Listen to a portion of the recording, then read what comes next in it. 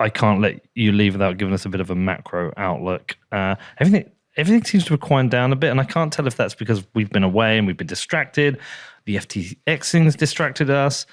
It feels like the scariest headlines. Like we've gone through some of the scariest headlines, scariest predictions.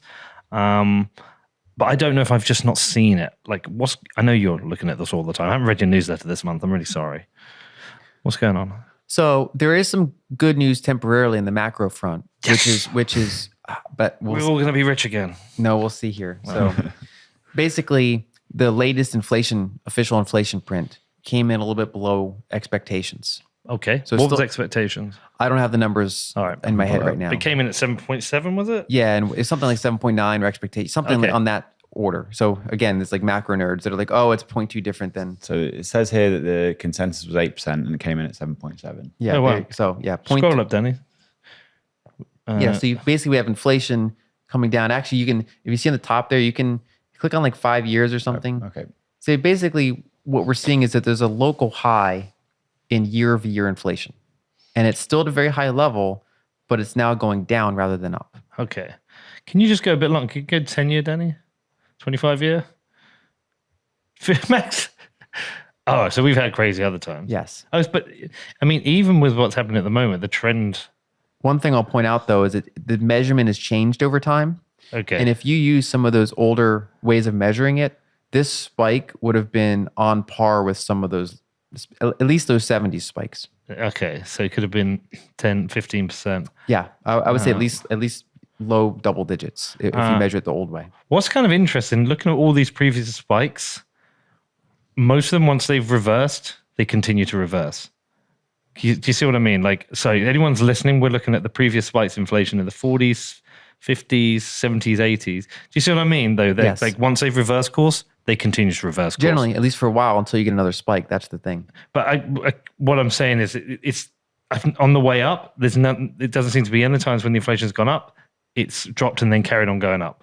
They've almost always reversed course. Yes. Hopefully.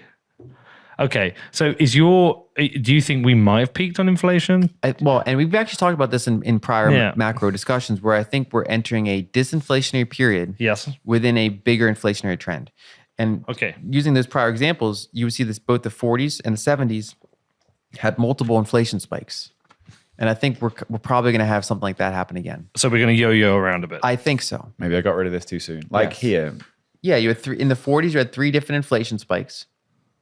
And then in the 70s and the late 60s, you had 2 big inflation spikes, and you also had that smaller initial spike. So you basically had 3 big. They kind of come in threes. And is that because you think what will happen is once inflation drops, they will have to reduce interest rates, and then they will do more quantitative easing, and then we'll see?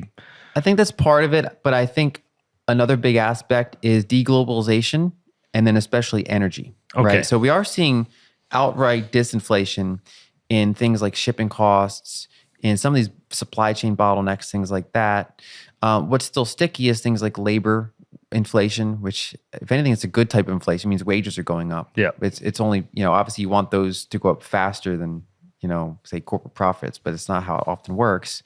The thing that's still really sticky, obviously, is energy. Yes. Europe's got their unique situation, but the more structural problem is that there's been an underinvestment in new energy, both production of oil and gas, like enough production, as well as infrastructure, pipelines, ships, ports, to get that to where it needs to be. And that's something that I think that can drive the second wave, along with a shift in monetary policy. When you say enter a recession, for example, weaker dollar, something like that, that can give you the potentially the second wave. So most, like those prior multiple inflation periods, they generally end after you have a significant CapEx cycle. So in the 70s, for example, they fixed a lot of those issues. Well, at least politically, they ended the oil embargoes, things like that, get the oil flowing again, and then you enter this period where you've done the supply side improvements. So what we're doing now is the Fed is tightening policy, which over time causes some degree of demand destruction. So fewer people buy homes, fewer people sell homes. So some of those people get, some of the people that work in that industry get fired. Less energy and materials go towards construction. We're seeing a lot of tech layoffs because a lot of these companies, a lot of their growth rates were based on super low interest rates and very high equity valuations. And then you pay the employees very high equity valuations. And so you can keep prices low so you can grow very fast. And now that you actually have a cost of capital, your equities valuation is much lower. And so you actually have to raise prices to pay your employees better, which then means you grow slower, which then results in even lower equity valuations. So you kind of enter a doom loop until you find what is actually not malinvestment. Yeah. So we're seeing a lot of tech layoffs. That's a good thing then. Yes, but it's but it's rough while it happens. And so that kind of had to be done. But so basically now we're in a slowing economy with demand destruction. And then we've also had things like, the U.S. government's been selling down their strategic petroleum reserve for likely political reasons.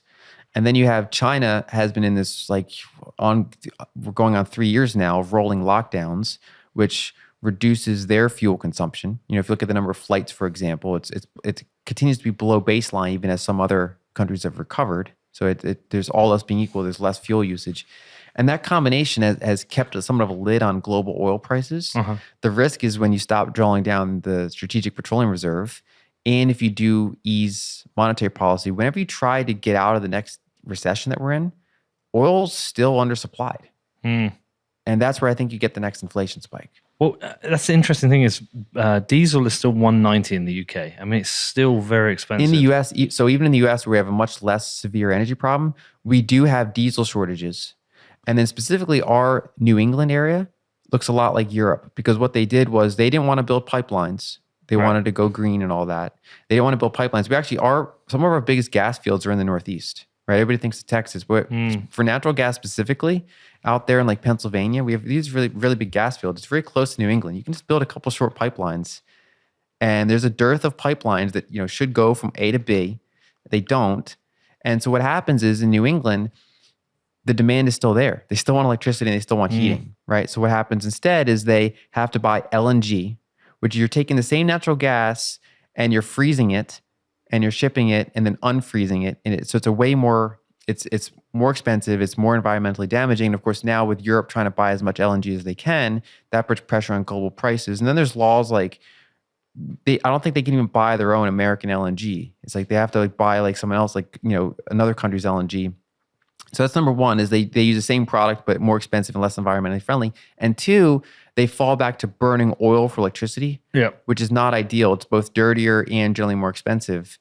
And so you end up ironically having a worse environmental impact because you just didn't do the math. You didn't actually have the technology to front run your policy. You tried to front run the technology with policy. And so we're kind of having a mini Europe potential happening in New England, but we'll see. So far, it's not there yet. But the United States does have some diesel shortages and things like that. Yeah, I tell you, he's a good writer about that, Danny. Is I signed up to Doomberg's email. Yeah, he covers it great. Yeah, he's incredible. He was explaining to me all of this, and I was thinking, why isn't there no logic within the policymakers to consider this? But yeah, I think because it's almost like no one's in charge, right? The people you assume thought this through, no, they weren't there. They didn't do. And so everyone's got these short-term election cycles. Everyone's kind of in their own vested interest. Yeah, everyone kind of drinks the same Kool-Aid, and of course, there is a difference between actual environmentalism. And sometimes you see environmental policies ironically cause bad environmental outcomes. Like Europe says, okay, biomass is ESG friendly. So then they go and cut down old growth forests and use that wood. And it's like, that is under what context could that possibly be environmentally friendly, right? It's obviously a bad carbon sink. It's bad for biodiversity. It's not the same as like cutting down wood that you can grow trees and then cut them down and keep them. You have this kind of like managed lumber forest. That's different than going out and cutting down just like biodiverse old growth forest. They take a very, very long time to regain that state. So if you said we've had some good news in that we've had a lower CPI print. Yes. Is what comes off the back of that makes things more positive? So what's come off the back of that is forward expectations of how aggressive the Fed's going to be, like how hawkish they're going to be, have subsided a little bit. Basically the projections for how high or how quickly they're going to raise rates can start to moderate as long as that inflation print goes down. And then that, by extension, that makes generally the dollar weaker, right? So the dollar's been soaring all year compared to most currencies, not the ruble and the Brazilian real, but compared to most currencies, the dollar's been going very strong. And we've talked about this on prior shows where a lot of countries and international corporations they'll have dollar-denominated debts. Yeah. And if your liabilities are hardening, right, compared to your cash flows, it's a solvency problem. And so a lot of them, then they sell treasuries and that drives up yields higher and you create like a doom loop. And so if you start to get a lower inflation print and lower expectations of forward Fed hawkishness, that can make the dollar then weaken because you have now a lower forward projection of the difference in interest rates between, say, the United States and Europe and Japan, and whatever number that was, say, a week ago is now a little bit lower, and therefore the dollar that was screaming higher can roll over a little bit. The question is how persistent this is. Does that inflation print keep falling for a while? But like I said, the problem is a lot of it's artificial because when people say they don't want inflation, what they generally mean is they want growth that is disinflationary. Yes. They want to keep growing without the inflation. That means fixing the supply side. That means having more energy, more cheap energy, better supply chains, better manufacturing, whatever the bottlenecks may be. And in this case, instead, we're going, well, we're not doing anything about the supply side. So we're going to try to rein in demand. So basically, it's like you're causing recession or near recession. We'll see. I think it's by 2023, recession is probably likely, but these things are always not fully clear to quell inflation. So then you have to think ahead and say, okay, what's the second order step? When you're in a recession, what do? Then you loosen a little bit at least. Mm-hmm. And then the question is, well, if you still haven't made more energy and more energy infrastructure, what's the next step? And I think that's when you get, again. So we need a more abundance of energy. Yes. And the other issues that we've had, especially in the past, so in the 80s, China started to open up to the world. And that's basically, there's a lot of capital that, because a lot of the inflation in the 70s, for example, there's a lot of reasons for it. It was demand driven. People were, the baby boomers were buying houses, their first houses. You didn't have a lot of globalization, so it was resulting in wage pressures were building. And then you also had the oil embargo. So you had an energy shortage, labor shortage, and a lot of demand. And one way they kind of broke that, in addition to just, essentially putting the economy through a recession like Volcker, you also turned to globalization. And you said, well, we're going to break all these unions. We're going to suppress these wages. We're going to get Mexican labor. We're going to get Chinese labor. We're going to do all this. And so you basically have a situation where because of various like iron curtains, you had impoverished labor ready to work and you had large pools of capital that want cheap labor. And so for decades, you basically said, okay. And some people benefit, some people get harmed by that. And it depends where you are in the stack, and even in certain countries, you can be hurt or harmed by this. And the problem is we've kind of tapped into all that, right? So once China became a significant rising power, one is their demographics are peaking. Yeah. So just naturally, they're already going to be less able to be at least continue to be a cheap supplier at the same increasing rate they have been. Yeah. And there's also, of course, geopolitical tensions. And then you had, also part of the globalization was then the fall of Soviet Union in the early 90s. So you had a ramp up in their energy production with more capitalist type of, or at least, crony capitalist, but still basically more competent capital running some of these energy companies, able to increase output significantly. And so Europe benefited from, so the United States benefited from cheap Chinese goods. Europe did too, to a somewhat lesser degree, but then they also benefited from all that cheap Russian energy.